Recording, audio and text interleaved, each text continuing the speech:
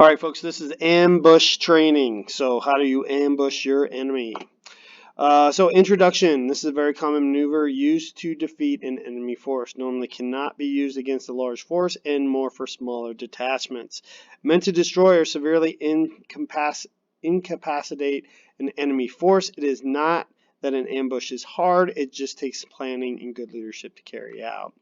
I will go more into that. So you want to write this one down. We're going to focus on the smallest amount of personnel normally necessary to conduct an ambush. That is typically a squad of 9 soldiers, so that we're only going to focus on a squad ambush. To make up an army squad normally looks like this. You have the squad leader who's in charge, 1 or 2 team leaders in charge of 3 to 7 people and reports to the squad leader, and then the squad membership with one of the following responsibilities: scout, rifleman, automatic rifleman, Grenadier, and then sometimes, but not always, a radioman or tech specialist. So again, this kind of shows you what you got here: squad leader, team leaders, and then the men who follow it out. And again, you can see that is 9 people total. So the elements: security is the security of the ambush on the right and left flanks. Also is the early warning lookouts, normally the scout personnel of the squad. So again, they are basically looking out for the enemy. Support uses mass fire to destroy the enemy in the kill zone. Normally has more heavily armed and less mobile weapons. So again, these would have the very highest caliber weapons of them. And then assault basically mops up and destroys the resistance that survived the initial ambush. More mobile and lighter weapons are normally used. Identify ambush sites. So it's all about location. Basically, it's pretty much the most important part of the ambush. You need to have good cover. You need to be able to conceal yourself. And basically, most importantly, is the enemy going to be traveling through that area? As you can see, this is concealment here, the road which they probably would be traveling. There should be cover. So yeah. Let's see what we got next. Okay, so then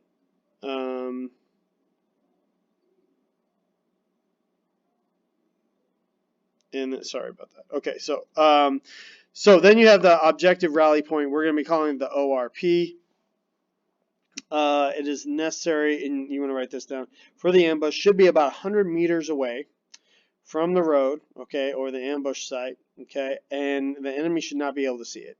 This is where you start and end the ambush. So first, reconnaissance, right? You got to find the best place with the best kill zone. Leaders, reconnaissance is for final planning of the ambush site before the arrival of the enemy.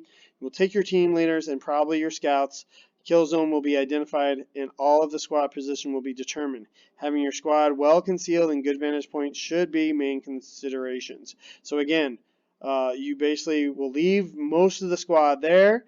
You will then go to the kill zone and basically scout out the best places to put your men. So security, right? You're going to have them, again, this is the kill zone, right, on the road. You're basically going, before you go back and get the rest of your squad, you're going to basically emplace your security elements, which basically means those people who are always looking out for the enemy. Now, the enemy should be coming from one side or the other, right? And this is why you want your security elements there first to warn you, okay? Their placement will secure your flanks and provide you early warning of the enemy. Squad leader will return to the ORP to retrieve the rest of the squad. So again, they'll go back, get the squad, and bring them back. Now you're going to occupy the ambush site. So you're going to take up this area here.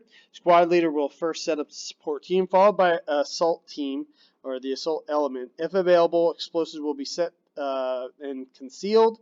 Normally a claymore directional mine that consists of C4 explosives and steel BBs. So a C4 mine is a directional mine, meaning it goes in one direction.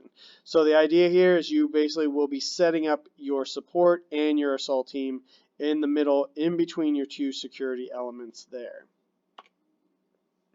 You will then initiate the ambush. So this right here is your claymore, right? And it's a directional mine.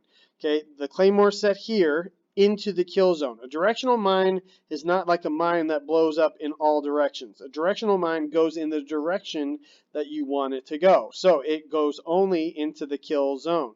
Now, a directional mine or claymore tends to have a spread about 90 degrees. Okay, and this is just about 90 degrees.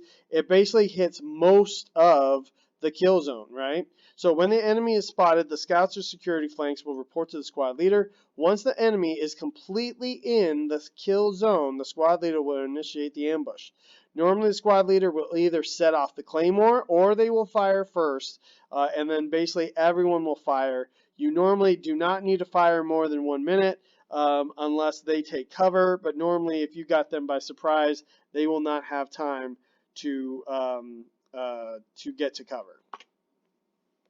So once the squad leader believes that the enemy has been sufficiently suppressed, they will order the assault element to charge through the kill zone. This assault element will check to make sure that all the enemy has been neutralized and collect any intelligence that might be useful. All other members of the squad will remain in place to cover the assault. So basically what happens is the support team, security elements, leaders basically all stay in this area, right? The assault team goes in, mops up what's left. Anybody who's alive, they basically destroy. They get any intelligence, if there's any maybe ammunition you need, whatever's useful to the team, they will grab the assault team, and the rest will cover the assault team. And after that, you withdraw. Once the enemy has been eliminated, you must quickly withdraw from the ambush site and rally at the ORP, which is basically right there. Members of the squad that arrive will also determine the order to leave. Assault, support, and lastly security. Security is the first one placed, right? So of course they'd be the last one to leave. Once the ORP, the squad leader can debrief the squad, prepare for another operation, or withdraw totally from the area. So you can see they go back to the ORP, back to the ORP, back to the ORP.